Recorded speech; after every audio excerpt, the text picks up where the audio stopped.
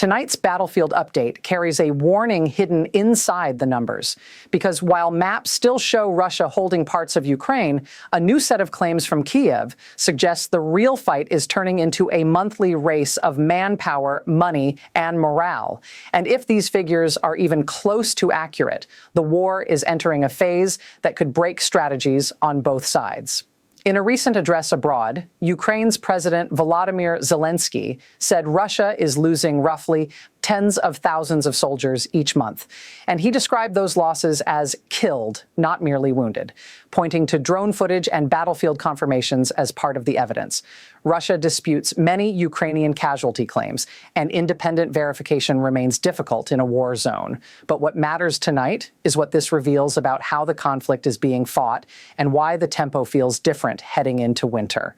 Ukraine's core message is that Moscow is still trying to win through attrition, pushing forward with repeated assaults, accepting heavy losses to grind down Ukrainian defenses, and betting that sheer pressure will eventually crack Kiev's lines.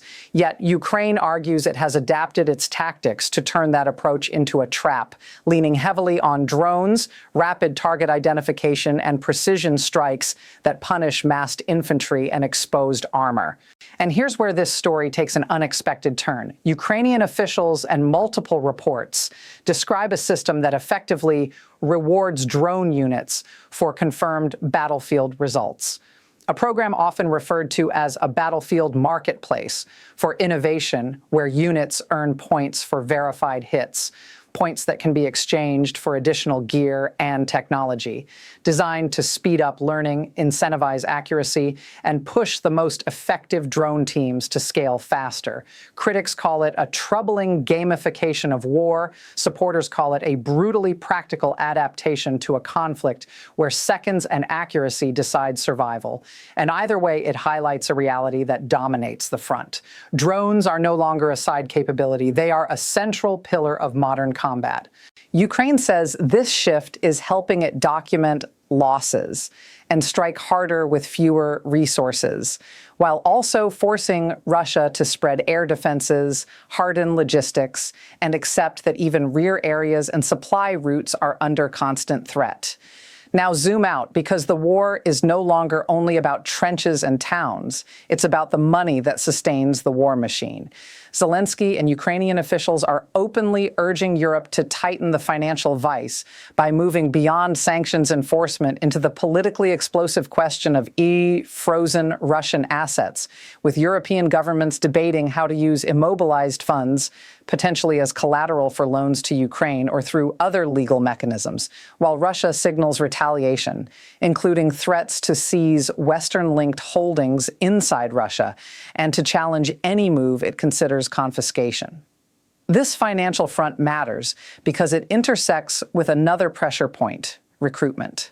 Ukraine and Western reporting have described Russia's ongoing need to refill ranks, with claims that Moscow increasingly relies on aggressive incentives, regional recruitment drives, and in some cases foreign nationals, while also facing reports that signing bonuses in certain regions have been reduced, which analysts interpret in different ways. Some see it as tightening budgets, others see it as shifting recruitment tactics, and Russia insists it can sustain its force generation. But the strategic question remains blunt and unavoidable. Can Russia maintain large-scale offensive pressure while absorbing heavy losses? And can Ukraine continue to hold lines and strike deep while managing its own manpower strain and infrastructure damage? Ukraine's leaders argue that Russia treats soldiers as expendable and that the Kremlin's priority is endurance, not preservation, an accusation echoed by critics of Moscow's methods, while Russia frames its campaign as a long war of national security and claims it is achieving objectives step by step. On the ground, this clash of narratives translates into a grim reality. Incremental gains measured in kilometers can come with staggering human cost, and both sides know that time is not neutral. It favors the side that can replace losses, stabilize logistics, and keep political support intact. That's why the diplomatic track keeps flickering in and out of focus, with talk of negotiations rising whenever losses spike or funding fights intensify, and fading whenever a new offensive begins or a new weapons package arrives. Ukraine's position remains clear. Any settlement must include credible security guarantees to prevent a future invasion. Russia's position remains equally firm. It wants recognition of territorial realities and conditions that limit Ukraine's military alignment. Between those endpoints sits Europe, weighing escalation risks, financial tools, and political unity, and the United States, balancing support, deterrence, and domestic pressure, while ordinary Ukrainians continue to face the daily costs of a war that targets power grids, supply chains, and cities far from the front.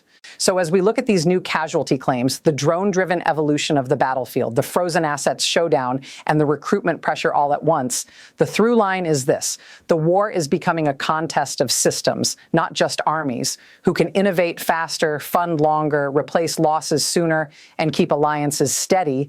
And if Ukraine's reported monthly attrition numbers are anywhere near reality, then Moscow's strategy is being tested at a scale that would force hard choices in any military, while Kyiv is betting that smart technology, relentless targeting, and sustained Western backing can turn Russia's endurance play into a slow, expensive dead end.